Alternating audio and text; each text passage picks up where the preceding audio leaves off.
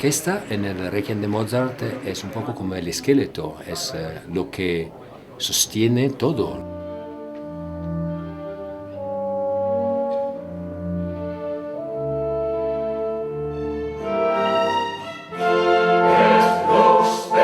Las voces del Orfeón Pamplonés lo que aportan es primero la esencia de cualquier misa de Requiem, que es el texto.